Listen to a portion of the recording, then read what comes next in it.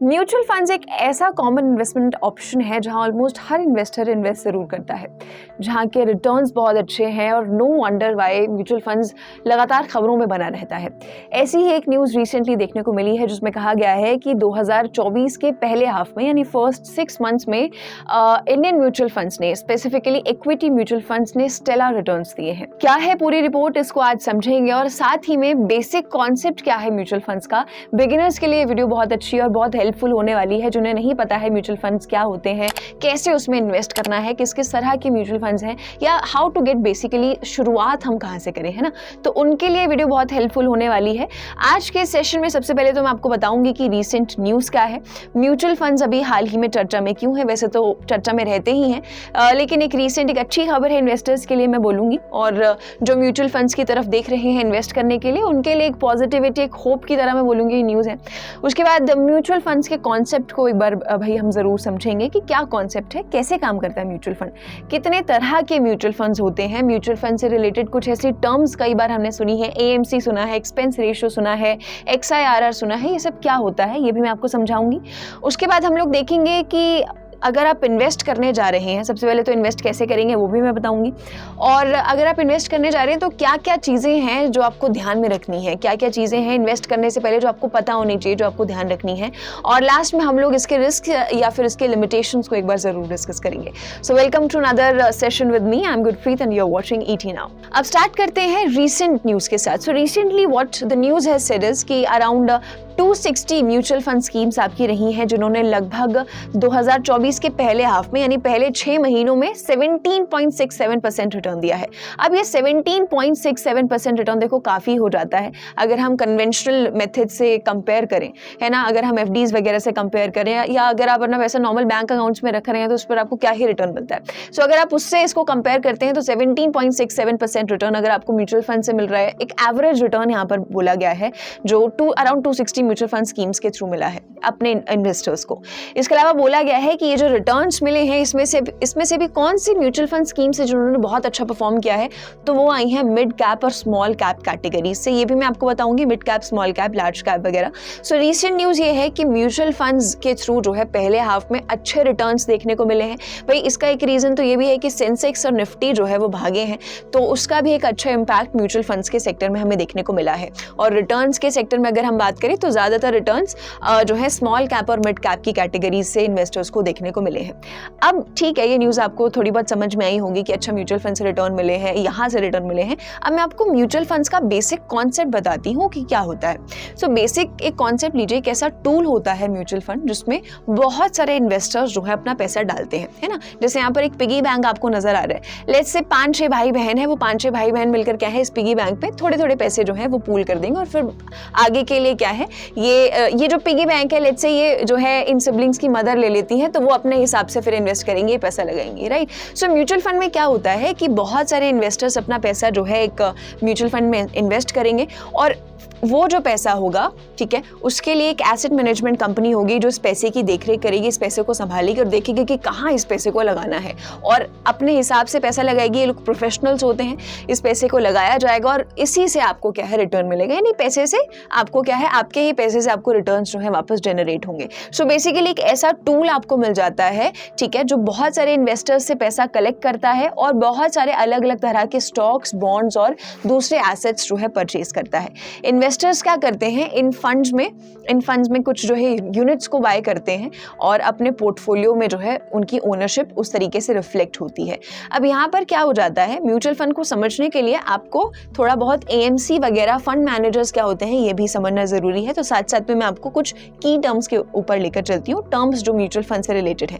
सबसे पहला तो आ जाता है AMC होता है एसेट मैनेजमेंट कंपनी। देखो आपने जो पैसा किसी म्यूचुअल फंड में लगाया लेट्स से, है ना, तो उस पैसे को जो मैनेज करेगी वो मैनेज करेगी AMC एक ऐसी कंपनी हो जाएगी आपकी जो कि क्वालिफाइड है म्यूचुअल फंड को सेटअप करने के लिए, राइट। तो जो भी कंपनी आपका म्यूचुअल फंड सेटअप करती है, जो म्यूचुअल फंड की देखरेख कर रही है, उसे आप एसेट मैनेजमेंट कंपनी या इन शॉर्ट AMC बोलते हैं। अब इस AMC में क्या है, एक प्रोफेशनल जो है ना मैनेजर्स होते हैं, है ना, इस कंपनी में प्रोफेशनल मैनेजर्स मैनेजर्स होते हैं, ये जो मैनेजर्स हैं ये देखते हैं कि आपके पैसे को कहाँ भाई कौन से शेयर्स में, कौन से स्टॉक्स में, कौन सी सिक्योरिटीज में लगाना है। ये प्रोफेशनल मैनेजर्स बहुत ही एक्सपीरियंस्ड होते हैं, अलग लेवल का इनका एक्सपीरियंस होता है, इनको पता होता है मार्केट कैसे काम करेगा। तो ये आपके पैसे को अलग अलग शेयर्स में लगाते हैं और इस पैसे को ये अलग अलग शेयर्स पे लगाते हैं। तो आपका भी पैसा कोई और मैनेज कर रहा है, तो इसके लिए आपको जो है एक सर्टेन फीस जो है वो देनी पड़ती है और इसी फी को कहा जाता है एक्सपेंस रेशियो। ये एक्सपेंस रेशियो जो है एएमसी के थ्रू ही चार्ज किया जाता है। तो आप देख रहे हो ये सब कुछ एक सर्कल में काम कर रहा है ना। एक एसेट मैनेजमेंट कंपनी है जो अपना म्यूचुअल फंड लेकर आई, ठीक है, आपने उसमें थोड़े से पैसे लगाए अपने हिसाब से, जैसे भी आपको ठीक लगे, जितना आपने पैसे लगाना है अपने एसेट मैनेजमेंट कंपनी में पैसा लगाया। उसमें कुछ फंड मैनेजर्स हैं जो इस पूरे फंड को जो है संभालेंगे, देखेंगे कि पैसा कहाँ लगाना है। और क्योंकि भाई ये चीज़ वो कर रहे हैं तो आपको भी तो कुछ देना है, तो आपको फी उनको देनी है, जिसको हम क्या बोलते हैं, सिंपल एक्सपेंस रेशियो बोलते हैं। उसके बाद आ जाता है म्यूचुअल फंड में एक बहुत ही इंपॉर्टेंट और एक बहुत ही कॉमन चीज़ जो आपने देखी होगी, NAV। NAV बेसिकली होता है net asset value. Net asset value basically क्या हो जाएगा आपका, कि आपके म्यूचुअल फंड जो आप खरीद रहे हैं वो आप कौन सी कॉस्ट पे खरीद रहे हैं ना, कॉस्ट पर यूनिट में बोल सकती हूँ easily. So net asset value जो है आपको आपका एक इंडिकेटर होता है कि भाई आपकी उस म्यूचुअल फंड की कॉस्ट जो है वो करंटली क्या चल रही है, किस कॉस्ट पर यूनिट पर आप वो परचेज कर रहे हो, तो आपका NAV कहलाया जाता है। उसके बाद आता है NFO। NFO होता है न्यू फंड ऑफर। जैसे कई लोग जो हैं अवेयर होंगे इस चीज़ से, जैसे स्टॉक मार्केट में IPO होता है ना, लाइकवाइज म्यूचुअल फंड में NFO होता है न्यू फंड ऑफर। जब भी कोई म्यूचुअल फंड पहली बार इन्वेस्टर्स के लिए ओपन होता है तो वो NFO के थ्रू होता है, उसे न्यू फंड ऑफर कहा जाता है, जैसे स्टॉक मार्केट में IPO होता है। इसके साथ साथ बात करें तो आ जाता है AUM। AUM बहुत ही कॉमन यूज टर्म है, बहुत ही कॉमन यूज्ड एब्रिविएशन है म्यूचुअल फंड की इंडस्ट्री में। एसेट्स अंडर मैनेजमेंट जिसे बोलते हैं, ये मैंने पिछले वीडियो में भी बताया था जब ETFs डिस्कस किया था। ETFs के वीडियो का लिंक भी आपको डिस्क्रिप्शन में मिल जाएगा। सो AUM की अगर हम बात करते हैं तो ये बेसिकली होता है कि जो भी AMC है, जो अभी हमने देखा, जो भी कंपनी है उसके अंडर जो भी एसेट्स आते हैं उनकी टोटल वैल्यू कितनी है ना, कितने भी करोड़ों में हो सकती है ये वैल्यू, 10,000 करोड़, 5,000 करोड़, अलग अलग जो है ना वैल्यू उनकी हो सकती है। तो एसेट्स अंडर मैनेजमेंट की बेसिकली आप बोलेंगे कि टोटल वैल्यू जो है एसेट्स की कितनी हो जाती है। उसके बाद आता है CAGR, compound annual growth rate. So ये बेसिकली क्या है, एक अच्छा मैं बोलूँगी एक पैरामीटर होता है ईयर ऑन ईयर ग्रोथ देखने के लिए। आप CAGR भी देखते हैं म्यूचुअल फंड्स में, है ना, कि भाई ईयर ऑन ईयर ग्रोथ कितनी है। लेट्स से बोला जाए कि इसका CAGR जो है इस म्यूचुअल फंड का 21% है, 22% है, यानी कि इसने हर साल जो है अप्रॉक्सीमेटली 21% के हिसाब से जो है एवरेज रिटर्न्स दिए हैं या एनुअल रिटर्न्स जो है वो दिए हैं, तो वो CAGR आपका कहलाया जाता है। उसके बाद आ जाता है एग्जिट लोड। एग्जिट लोड की अगर बात की जाए तो एग्जिट लोड बेसिकली क्या होता है कि मान लो आपने कोई म्यूचुअल फंड खरीदा और आप एक लॉक इन पीरियड होता है कि आपको भाई मान लो 2 साल, 3 साल, 4 साल, इससे पहले आपको पैसा नहीं निकालना है, लेकिन फिर भी आप जो है उससे पहले ही पैसा निकाल लेते हैं, तो आपको क्या है, एक सर्टेन फीस जो है वो देनी पड़ेगी कि आपने सेड टाइम से पहले ही आपको बोला गया था कि 4 साल तक आपने पैसे नहीं निकाले, लेकिन फिर भी आपने पहले निकाल लिए, तो आपको उसके लिए क्या है, एक फीस आपके ऊपर चार्ज की जाएगी, उसे एग्जिट लोड बोला जाता है। और फिर आता है XIRR। XIRR होता है extended internal rate of return. Extended internal rate of return, भाई जो भी बिगिनर्स हैं या जो भी मिड लेवल इन्वेस्टर्स हैं मैं बोलूँगी, उन्होंने कई बार XIRR जो है वो ज़रूर देखा होगा, किसी भी एप्लीकेशन पर XIRR आपको ज़रूर देखने को मिलता है। तो ये बेसिकली होता है, जैसे CAGR होता है, ये हमें बताता है कि एनुअल रिटर्न कितना है एक एवरेज तौर पर अगर देखा जाए। XIRR भी यही बताता है कि भाई एनुअल रिटर्न कितना है, लेकिन ये बताता है इर्रेगुलर इन्वेस्टिंग के ड्यूरेशन में। इरेगुलर इन्वेस्टिंग से मेरा क्या मतलब है, लेट्स से आपने कोई SIP शुरू की, SIP शुरू तो नहीं की, लेट्स से आपने 1,000 रुपये पहले किसी म्यूचुअल फंड में लगाए, फिर आपने 2-3 महीने बाद 500 रुपये जो है उसमें लगा दिए, फिर 4-5 महीने बाद जो है आपने 600-700 रुपये उसमें से निकाल लिए। तो ये क्या है, आपका एक इरेगुलर पैटर्न जो है इन्वेस्टमेंट का बन रहा है इस म्यूचुअल फंड में। आप लगा भी रहे हो, आप विथड्रॉ भी कर रहे हो साथ साथ में, तो ये आपका एक इरेगुलर पैटर्न बन रहा है। तो इस इरेगुलर पैटर्न के बीच में आपका एनुअल रिटर्न कैसे निकल कर आएगा, तो वो कैलकुलेट किया जाता है XIRR में। इसका एक सर्टेन फॉर्मूला होता है, ठीक है। सो ये XIRR आपको एक परसेंटेज देगा कि भाई आप जिस हिसाब से इन्वेस्टमेंट कर रहे हो, जिस हिसाब से आप विथड्रॉ कर रहे हो, लगा रहे हो, उसके हिसाब से आपका एनुअल रिटर्न कितना बन रहा है। तो ये कुछ टर्म्स हैं जो आपको म्यूचुअल फंड में जो है ज़रूर देखने को मिलेंगे, जो आपको पता होनी चाहिए। सो आई होप इससे आपको बेसिक कॉन्सेप्ट अब पता लगा होगा कि म्यूचुअल फंड्स क्या होते हैं। सो बेसिकली एक एसेट मैनेजमेंट कंपनी है जो अपना म्यूचुअल फंड लेकर आएगी, बहुत सारे इन्वेस्टर्स इसमें पैसा लगाएंगे, करोड़ों का पैसा लगता है, बड़े बड़े फंड्स होते हैं, है ना। और ये पैसा जो है फिर आगे शेयर मार्केट के स्टॉक में लगाया जाता है। जैसे इसका बहुत प्रोमिनेंट जो म्यूचुअल फंड निकल कर आता है वो है इक्विटी। अलग अलग तरह के म्यूचुअल फंड्स होते हैं।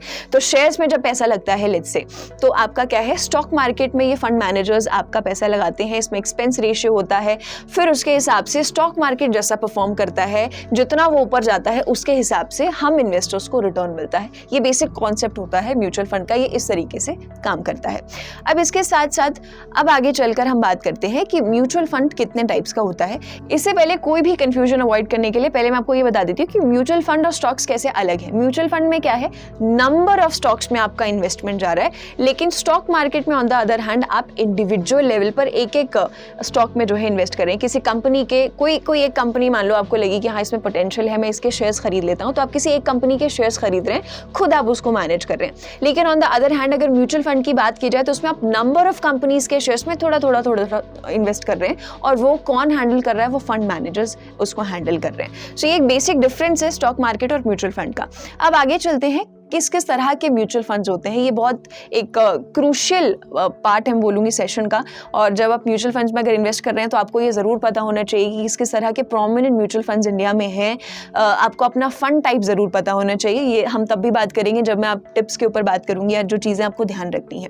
सबसे पहले तो दो तरह के बेसिस पर मैंने यहाँ पर लिया है, एक तो स्ट्रक्चर के बेसिस पर और एक एसेट और प्रिंसिपल इन्वेस्टमेंट के बेसिस पर। सबसे पहले स्ट्रक्चर के बेसिस पर या मैच्योरिटी के बेसिस पर बात करते हैं।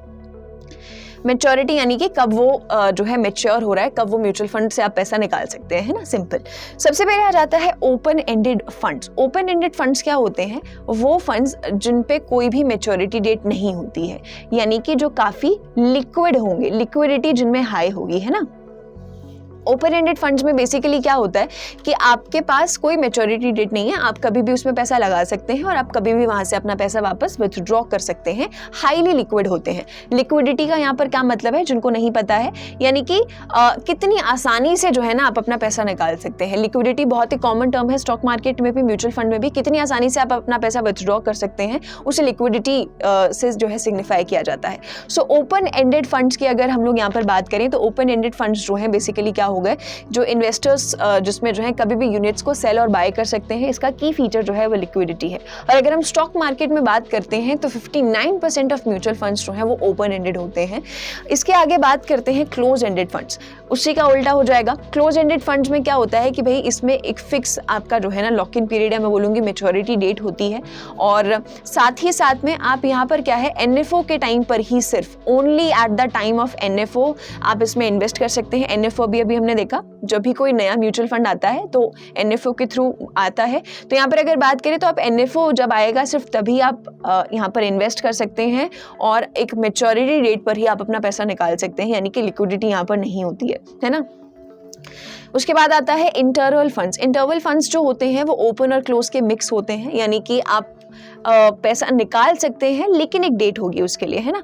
अलग अलग इंटरवल्स आपको दे दिए जाएंगे, 6 महीने, 1 साल, 6 महीने बाद निकाल सकते हो, 1 साल बाद भी निकाल सकते हो, 1.5 साल बाद भी निकाल सकते हो। तो अलग अलग इंटरवल्स आपको दे दिए जाएंगे। आपको पहले पता होगा कि अच्छा इन इंटरवल्स पर मैं निकाल सकता हूँ पैसे, लेकिन वो भी फिक्स होगा। तो ये मिक्स होता है ओपन और क्लोज एंडेड का। तो ये मैच्योरिटी के बेसिस पे अलग अलग तरह के फंड्स हमें देखने को मिलते हैं। अभी आपकी स्ट्रैटेजी पे डिपेंड करता है कि आप किस तरह के म्यूचुअल फंड पर जाना चाहते हैं। आप भाई लॉक इन कर सकते हैं अगर अपना पैसा 3-4 साल के लिए, कई साल के लिए रख सकते हैं पैसा स्टोर करके, आपको ज़रूरत नहीं है लिक्विडिटी फीचर की, तो आप क्लोज एंडेड की तरफ जा सकते हैं। लेकिन वहीं अगर आपको चाहिए कि आपके पास एक ऑप्शन अवेलेबल रहे कि आप अपना पैसा कभी भी निकाल सके, तो आप ओपन एंडेड फंड्स की तरफ जो है वो जा सकते हैं। उसके बाद बात करें तो आ जाता है बेस्ड ऑन एसेट और प्रिंसिपल इन्वेस्टमेंट्स। यहाँ पर ये बहुत इंपॉर्टेंट फंड्स मैं यहाँ पर अब डिस्कस करूंगी। सबसे पहले आ जाता है इक्विटी फंड्स। देखो इक्विटी फंड्स में बहुत अलग अलग तरह के फंड्स होते हैं। लार्ज कैप फंड्स होते हैं, है ना, लार्ज कैप मार्केट कैप के हिसाब से होता है। मिड कैप फंड्स होते हैं आपके यहाँ पर, स्मॉल कैप फंड्स होते हैं आपको यहाँ पर देखने को मिलते हैं, है ना।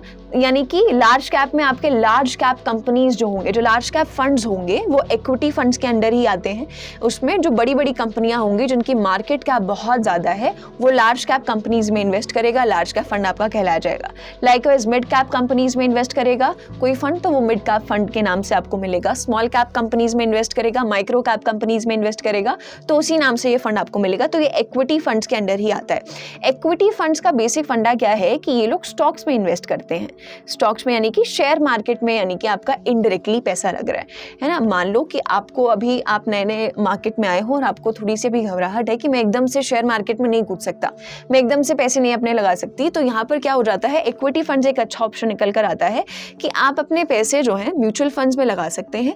और म्यूचुअल फंड्स में जो मैनेजर्स हैं वो आपके पैसे अलग अलग जो है ना अपनी एक्सपर्टीज के हिसाब से वो पैसे अलग अलग शेयर्स में इन्वेस्ट करेंगे। सो इक्विटी फंड्स बेसिकली क्या है, स्टॉक्स में, शेयर्स में ही इन्वेस्ट होता है। स्टॉक मार्केट में अल्टीमेटली जाकर आपका पैसा लग रहा है।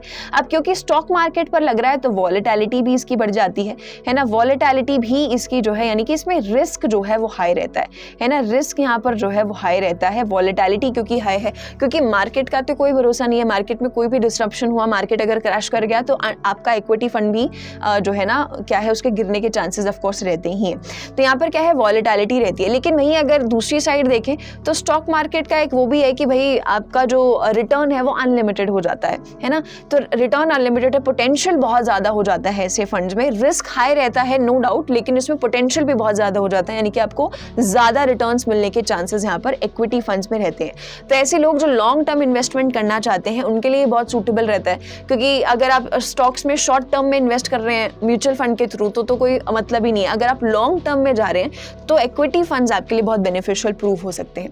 उसके बाद इसी के अंडर आता है इंडेक्स फंड आ जाता है।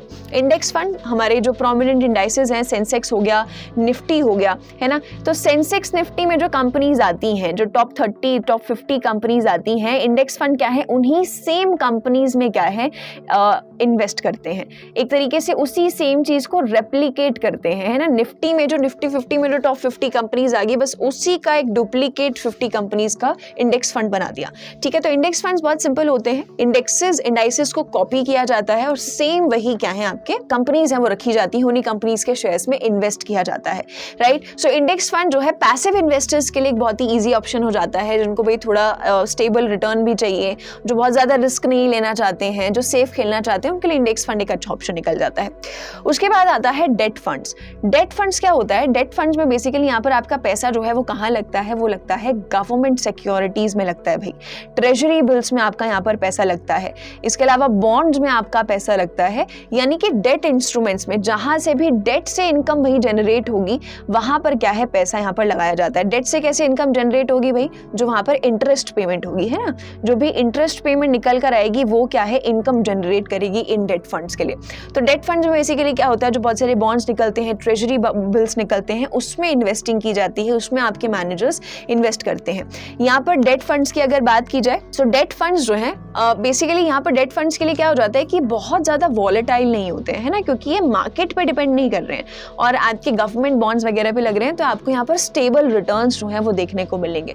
सो ऐसे इन्वेस्टर्स, पैसिव इन्वेस्टर्स, जिनको एक रेगुलर इनकम का ऑप्शन भी चाहिए, जिनको रिस्क भी कम चाहिए, उनके लिए ये एक अच्छा ऑप्शन निकल कर आता है डेट फंड्स का। इसी के साथ साथ आ जाता है लिक्विड फंड्स आ जाता है। अगर लिक्विड फंड्स की बात की जाए तो ये भी इसी के अंडर ही मैं बोलूँगी, डेट फंड्स के साथ साथ ही आ जाता है। लिक्विड फंड्स में क्या होता है कि आप यहाँ पर भी डेट इंस्ट्रूमेंट्स में ही इन्वेस्ट करते हैं, लेकिन यहाँ पर फिक्स्ड टेन्योर होता है 91 डेज का। 91 डेज के बाद जो है आपका पैसा जो है, मतलब इसका जो मैच्योरिटी पीरियड होता है वो 91 डेज का होता है। 91 डेज के बाद आप यहाँ से पैसे निकाल सकते हैं। तो लिक्विड फंड्स का एक ये फीचर होता है कि 91 डेज का यहाँ पर मैच्योरिटी पीरियड आपको देखने को मिलता है। सेम डेट फंड्स की तरह ही होता है, डेट इंस्ट्रूमेंट्स में यहाँ पर पैसा आपका लगाया जाता है। इसके अलावा बात करें तो आ जाता है हाइब्रिड फंड्स।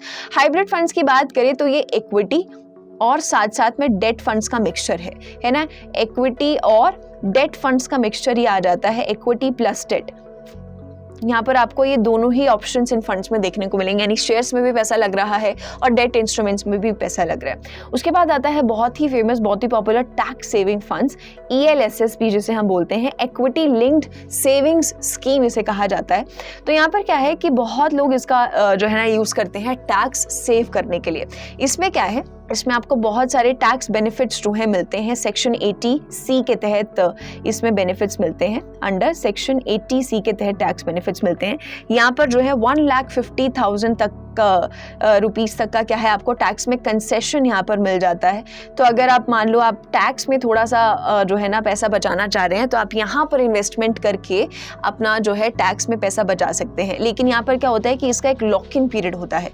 इसका लॉक इन पीरियड 3 इयर्स का होता है, यानी कि अगर आपने लॉक इन पीरियड से मेरा क्या मतलब है, अगर किसी को समझ ना आ रहा हो तो लॉक इन पीरियड यानी कि अगर आपने एक बार पैसा लगा दिया तो 3 साल से पहले आप अपना पैसा नहीं निकाल सकते। तो 3 साल का यहाँ पर लॉक इन पीरियड होता है और ज्यादातर इसका इस्तेमाल टैक्स सेविंग इसलिए बोला जाता है क्योंकि टैक्स सेव करने के लिए ही इसका इस्तेमाल किया जाता है। 80C के तहत आपको ये टैक्स बेनिफिट्स देता है और 1,50,000 रुपीस तक का यहाँ पर क्या है कंसेशन आपको मिल जाता है। इसके अलावा आगे आए तो सेक्टोरल फंड्स भी म्यूचुअल फंड्स में एक अच्छा ऑप्शन निकल कर आता है। यहाँ पर अगर बात करें तो आप यहाँ पर कैसे इन्वेस्ट कर सकते हैं। लेट्स से आप किसी पर्टिकुलर सेक्टर को लेकर बुलिश हैं, आपको लगता है कि आने वाले ईयर्स में ये सेक्टर भाई बहुत अच्छा रिटर्न जो है आपको दे सकता है, चाहे डिफेंस सेक्टर हो, चाहे पावर सेक्टर हो, चाहे कोई भी सेक्टर हो, तो आप क्या कर सकते हैं, सेक्टोरल फंड्स या इन्हें थीमेटिक फंड्स भी बोलते हैं। तो यहाँ पर क्या होता है, पर्टिकुलर थीम के या पर्टिकुलर सेक्टर के आपको सारे फंड्स देखने को मिलते हैं। मान लो कोई डिफेंस फंड हो गया तो उसमें आपको सारी डिफेंस की कंपनीज की होल्डिंग्स जो है नजर आएंगी, यानी कि उस म्यूचुअल फंड्स में वो जो म्यूचुअल फंड होगा वो जहां पर भी इन्वेस्ट करेगा वो सारी की सारी डिफेंस कंपनीज होंगी, उसकी जो होल्डिंग्स होंगी वो सारी डिफेंस कंपनीज में होंगी। तो इस तरीके से सेक्टोरल फंड्स आपका काम करता है, किसी एक पर्टिकुलर सेक्टर में इन्वेस्ट करता है। तो अगर आप किसी सेक्टर को लेकर बुलिश है, अगर आपको लगता है कि हाँ ये अच्छा रिटर्न दे सकता है, अच्छा परफॉर्म कर सकता है, तो उसके लिए फिर आप सेक्टोरल फंड्स भी चूज कर सकते हैं। ये भी एक अच्छा इन्वेस्टमेंट ऑप्शन निकल कर आता है। तो ये कुछ तरह के कुछ प्रोमिनेंट टाइप्स के म्यूचुअल फंड्स जो है इंडिया में देखने को मिलते हैं। अब मैं बात कर लेती हूँ कि आप म्यूचुअल फंड्स में भाई इन्वेस्ट कैसे कर सकते हैं, राइट। सबसे कॉमन सवाल आपका होगा। यहाँ पर अगर बात की जाए तो म्यूचुअल फंड्स में इन्वेस्ट करने के 2 तरीके होते हैं, एक तो SIP सिस्टमैटिक इन्वेस्टमेंट प्लान और दूसरा होता है लंपसम। लंपसम में बेसिकली आपके पास मान लो बड़ा कॉर्पस अमाउंट है, आपने एक साथ सारा पैसा किसी म्यूचुअल फंड में इन्वेस्ट कर दिया, वो कितना भी हो सकता है आपके रेंज के हिसाब से।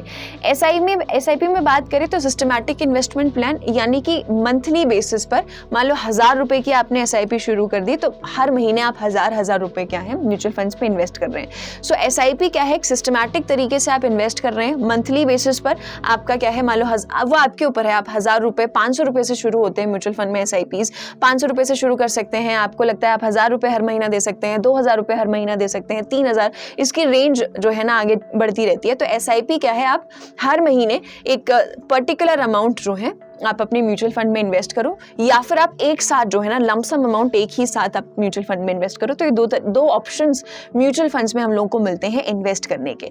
और इन्वेस्ट आप कैसे कर सकते हैं भाई, या तो आप भाई अपने नियरेस्ट बैंक जाकर जो है वहां से इन्वेस्ट कर सकते हैं, वहां पर पूछ सकते हैं म्यूचुअल फंड्स को लेकर और बैंक्स के थ्रू जो है इन्वेस्टमेंट आपका हो सकता है। या फिर आजकल बहुत सारे ऑनलाइन प्लेटफॉर्म्स आ गए हैं, ऑनलाइन ब्रोकरेज प्लेटफॉर्म्स है जिनके थ्रू आप म्यूचुअल फंड्स में इन्वेस्ट कर सकते हैं। सिंपली आपको पहले रिसर्च करना है कि कौन सा म्यूचुअल फंड आपके लिए सही है, आपके स्ट्रैटेजीज के हिसाब से, आपके गोल्स के हिसाब से, और फिर उसके बाद आप जाइए ऑनलाइन प्लेटफॉर्म से आप सर्च कीजिए कि इससे रिलेटेड कौन कौन से म्यूचुअल फंड्स मार्केट में अवेलेबल हैं। आप खुद से बैठ के रिसर्च अगर कर सकते हैं तो रिसर्च कीजिए और वहां से क्या है आप ऑनलाइन प्लेटफॉर्म्स के थ्रू भी म्यूचुअल फंड्स में डायरेक्टली इन्वेस्ट कर सकते हैं, डायरेक्टली आप अपना इन्वेस्टमेंट कर सकते हैं। बेसिक आपसे जो है डिटेल्स मांगता है, ये प्लेटफॉर्म से बेसिक आपसे डिटेल्स मांगते हैं, तो इसके थ्रू आप सिंपल है बहुत इन्वेस्टमेंट करना, इस तरीके से आप म्यूचुअल फंड्स में इन्वेस्ट कर सकते हैं। अब साथ साथ में कुछ ऐसी चीजों पर बात कर लेते हैं जो आपको इन्वेस्टिंग से पहले जरूर पता होनी चाहिए। कुछ ऐसी चीजें हैं जो बेसिक चीजें हैं, बेसिक फंडामेंटल्स जो आपको भी ध्यान रखने ही है, लेकिन फिर भी आपको अपने फाइनेंशियल एडवाइजर से एक बार जरूर कंसल्ट करना है, आपको अपनी रिसर्च स्ट्रॉन्ग रखनी है। कहीं भी इन्वेस्टमेंट करने से पहले ये बेसिक चीजें होती हैं जो हमें जरूर कर लेनी चाहिए। सबसे पहले तो आ जाता है यहाँ पर इन्वेस्टमेंट गोल्स। भाई कभी भी आप इन्वेस्टमेंट कर रहे हैं तो आपको अपने इन्वेस्टमेंट गोल्स पता होने चाहिए कि आप क्यों इन्वेस्ट कर रहे हैं, आपको कितने रिटर्न्स चाहिए, कितने पीरियड में, कितने ड्यूरेशन में आपको ये रिटर्न्स चाहिए।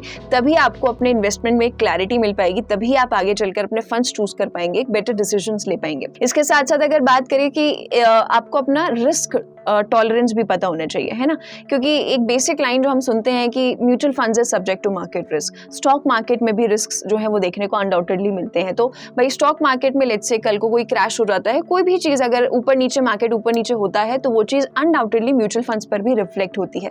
आपका पोर्टफोलियो नीचे जा सकता है, तो आप कितना रिस्क उठा सकते हैं अगर मार्केट नीचे जाता है, म्यूचुअल फंड अगर आपका पोर्टफोलियो नीचे जा रहा है तो वो आपको ज़रूर पता होना चाहिए। सो आपको इन्वेस्टमेंट गोल्स और अपना रिस्क टॉलरेंस, ये दोनों चीज़ें जो है पहले ही सबसे पहले आपको पता होना चाहिए कि कितना आप जो है ना नुकसान उठा सकते हैं और आपको इन्वेस्टमेंट जो है किस हिसाब से करना है। उसके बाद आ जाता है आपका फंड टाइप और कैटेगरी। म्यूचुअल फंड्स मार्केट बहुत बड़ा है, अलग अलग तरह के फंड्स हमें अलग अलग कैटेगरीज अभी हमने कुछ देखी, बहुत सारे म्यूचुअल फंड ऑप्शंस हमें इंडियन मार्केट में देखने को मिलते हैं। तो आपको अपने इन्वेस्टमेंट गोल सबसे पहले तो इसीलिए सेट करने हैं कि आपको पता हो कि कौन सा फंड टाइप आपके गोल्स को मैच कर रहा है। आपको 3 साल में इतने रिटर्न्स चाहिए, तब आप डिसाइड करेंगे कि आपको ये वाला फंड टाइप चूज करना है, इसमें अच्छे रिटर्न्स मिल रहे हैं। फॉर एग्जांपल जैसे इक्विटी फंड्स की अगर हम लोग बात करते हैं तो लॉन्ग टर्म में वो रिटर्न्स अच्छे देता है, लेकिन फिर उसमें आपको रिस्क टॉलरेंस भी आपका अच्छा होना चाहिए। सो फंड टाइप्स अलग अलग तरह के होते हैं। जैसे हम जब डेट फंड्स की बात कर रहे थे तब मैंने आपको बताया था कि अगर आपको स्टेबल रिटर्न्स चाहिए, रिस्क थोड़ा कम लेना है, तो वो उस हिसाब से आप क्या है अपना फंड टाइप और कैटेगरी चूज करेंगे, जो कि आपका कहाँ से लिंक्ड है, जो कि आपका इन्वेस्टमेंट गोल से लिंक्ड है। उसके बाद आ जाता है फंड परफॉर्मेंस, आपको जरूर ध्यान रखना है। लेट्स से आपने अपने गोल्स को क्लैरिफाई कर लिया, आपने क्लैरिफाई कर लिया कि मुझे कौन सा फंड टाइप लेना है। अब आपको ये जरूर देख लेना है कि जो फंड आप ले रहे हैं उसका performance over the last few years कैसा रहा है। पिछले 3 साल में, पिछले 5 साल में उस फंड ने कैसा परफॉर्म किया है, उस फंड ने कैसे रिटर्न्स दिए हैं, उनके रिटर्न्स में कंसिस्टेंसी है भी कि नहीं है। तो आपको ये चीज़ भी ज़रूर ध्यान रखनी है ना। ऑल्दो इससे फ्यूचर के लिए कोई गारंटी नहीं मिलती है कि भाई पिछले 5 साल में भाई अगर मान लो 20-30% रिटर्न दिया है तो आने वाले टाइम में भी इतना ही रिटर्न मिलेगा, इसकी कोई गारंटी नहीं है। इससे नीचे भी हो सकता है, इससे ऊपर भी बहुत तेज़ भाग सकता है। तो फंड परफॉर्मेंस जो है आपको ज़रूर पहले देखना है कि कंसिस्टेंट रिटर्न्स मिले हैं कि नहीं मिले हैं, पिछले ईयर्स में इस फंड ने कैसा परफॉर्म किया है, जो भी फंड आप चूज कर रहे हैं। उसके बाद आ जाता है एक्सपेंस रेशियो और एग्जिट लोड। एक्सपेंस रेशियो और एग्जिट लोड मैंने पहले भी आपको समझाया है, तो ये भी आपको ध्यान रखना है। अलग अलग म्यूचुअल फंड्स जो है अलग अलग एक्सपेंस रेशियो चार्ज करते हैं, ये वेरी करता है। सेबी ने इसके लिए अलग अलग गाइडलाइंस जारी किए हुए हैं, अलग अलग लिमिट्स जो है वो सेट किए हुए हैं, मैक्सिमम लिमिट है अलग अलग AUM के हिसाब से। तो यहाँ पर एक्सपेंस रेशियो अलग हो जाता है। एग्जिट लोड आपको जरूर चेक करना है कि अगर आप मान लो इस पीरियड से पहले अगर आप अपना पैसा निकालना चाहते हैं तो उस पर एग्जिट लोड अगर लग रहा है तो कितना % लग रहा है। तो ये चीज़ें, ये फंडामेंटल्स भी आपको जरूर एक बार चेक करनी है कि इसका एक्सपेंस रेशियो कितना चार्ज हो रहा है, कितनी फीस आपसे ली जा रही है, एग्जिट लोड पर आपसे कितना पैसा लिया जा रहा है। उसके बाद आ जाता है NAV, नेट एसेट वैल्यू। जब भी आप म्यूचुअल फंड्स परचेज करते हैं, कोई भी म्यूचुअल फंड अगर आप ले रहे हैं तो आप उसमें NAV जरूर चेक करते हैं। तो एक इंडिकेटर होता है, जब भी आप म्यूचुअल फंड ले तो आप NAV जरूर देखें कि कितने NAV पर आप ले रहे हैं, है ना। सो लेट्स से आपने किसी पर्टिकुलर NAV पे लिया, मार्केट थोड़ा सा नीचे आया, आप देखेंगे कि NAV की वैल्यू भी नीचे आ जाएगी, है ना। मार्केट भाग रहा है तो NAV की वैल्यू भी ऊपर चली जाएगी। तो आपका क्या है, आपको एक आइडिया लगेगा कि आपका म्यूचुअल फंड कैसा परफॉर्म कर रहा है, ऊपर जा रहा है या नीचे जा रहा है। सो NAV भी एक इंपॉर्टेंट इंडिकेटर होता है, एक इंपॉर्टेंट फंडामेंटल हो जाता है जब आप म्यूचुअल फंड में इन्वेस्ट करते हैं।